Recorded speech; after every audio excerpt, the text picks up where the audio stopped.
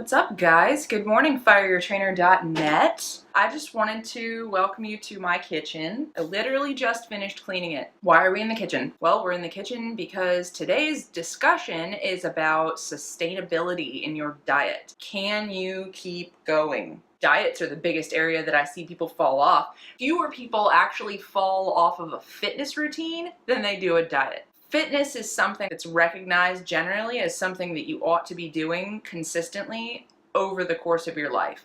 Diets come and go. I'm going to take you on a trip. I just finished meal prep for a client of mine. She's having a hard time being adherent to her diet. She works really long hours. Hang on. I'm gonna keep chatting. She works really long hours. She works 6 days a week. She doesn't have a whole lot of time to meal prep, and because of this, she's sort of been backsliding. She's fallen into the habit of going out to eat for lunch and making worse decisions because she's tired and whatever. So I'm sort of facilitating her jump back up onto the wagon. Here's her meal prep.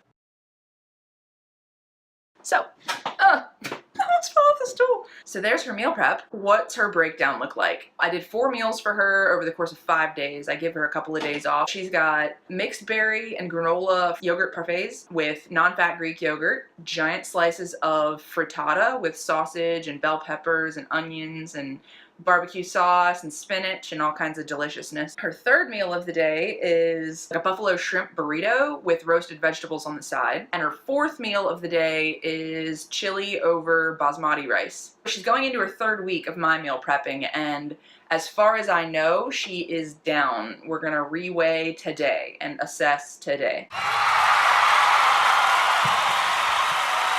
So sustainable dieting. What's the history of sustainable dieting? Sustainable dieting started with the general understanding that fad diets are sort of going by the wayside.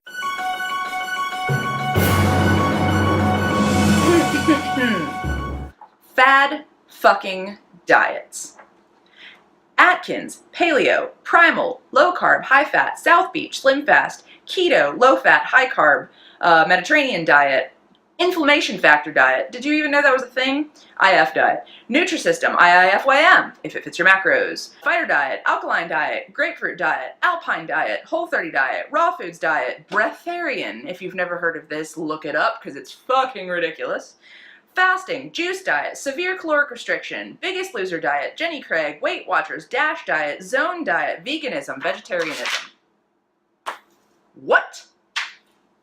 That was like 30 different diets I just listed off. No fucking wonder people fall off and hop on diets like it's their job.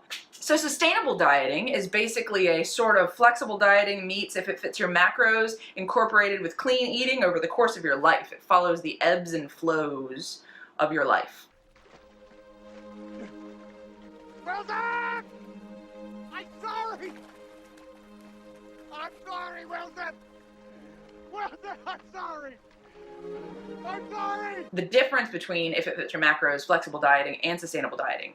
If it fits your macros, I think gives you a limited view of what your food intake should look like. I think they focus too heavily on just fitting your macros, and they don't focus enough on hitting your micros and like really taking in a healthy diet. I could eat a chicken breast, a donut, and a pat of butter, and that would roughly be, you know, a meal. Does that sound healthy to anyone?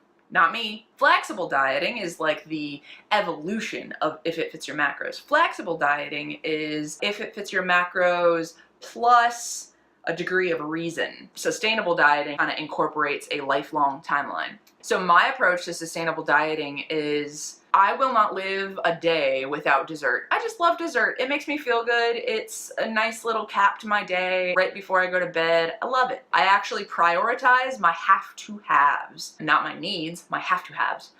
A little bit different. And then I go back from there. So I put that into my day, and then I put my meal preps into my day, and then I see what I've got left. There's where macros fits in. Like, you've got to plug in the holes and finish out your macros, and also pay attention to your micros. Make sure that most of what you're eating is clean.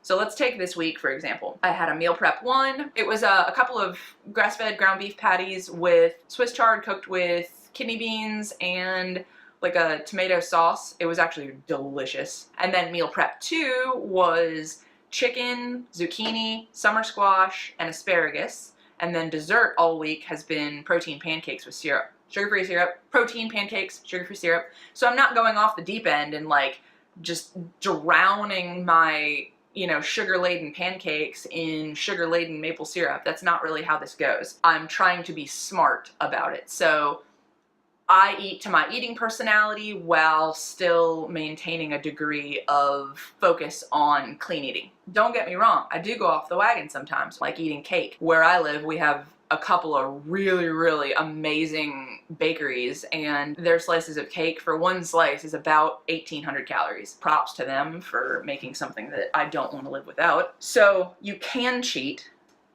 or you can have high days. I like to tailor my high days to fit my leg days or my more cardio intensive days. That I feel like keeps me on track a little bit better, and it creates a smaller discrepancy. It keeps me out of as much of a surplus. I do like to indulge a little bit during the week outside of what I actually plan. I like to feel like I'm cheating even though I'm not really. But as for like traditional dieting styles, cheat days, cheat meals, stuff like that, that's just setting you up for failure. That's just like giving you a taste of all the things that you're depriving yourself of throughout the week and expecting yourself to just be like, okay, well, that was good. Let me get back up on the wagon now. May work for a week, maybe two, and then you're just gonna be like, fuck it, whatever. There is a chemical in weed that's called fuck it.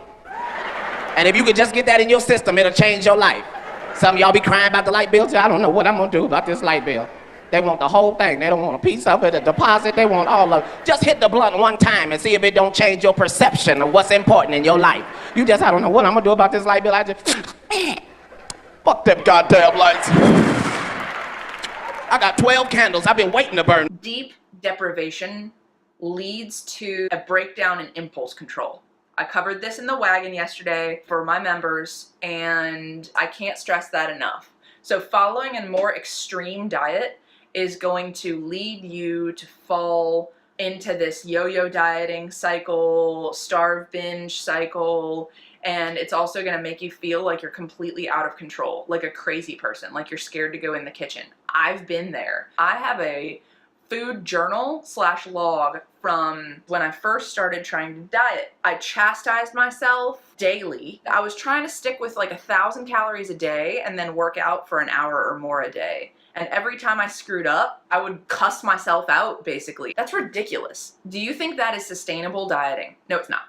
1,000 calories is a meal. What happened over the course of that food journal, I did lose like 20 some odd pounds. And then one day I just fucking snapped and went right back to the way that I was eating before, and I wound up gaining more weight. That's kind of how it goes. You wind up then in a worse position than you started because blah blah blah sciencey things that Lane Norton and Holly Baxter actually just talked about in one of their recent videos. So it doesn't put you in a very good situation. So going to extremes will only lead to problems down the road.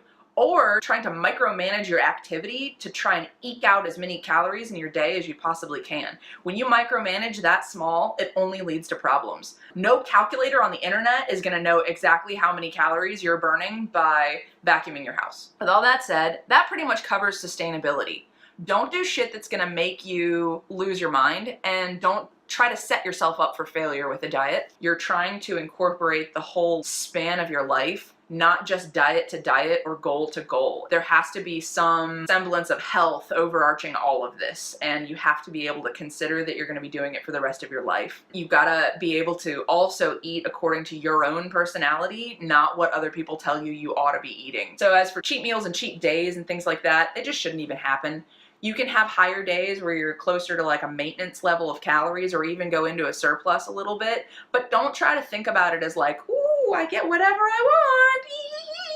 That's just setting yourself up for failure also. Thank you guys very much for watching. Subscribe to my YouTube if you like these videos. If you hate these videos, shoot me a comment. Ask questions if you've got them. And to my members, you guys are going to have some new content coming up in the next couple of days. So look out for that. And yeah, thanks guys. Have a great day.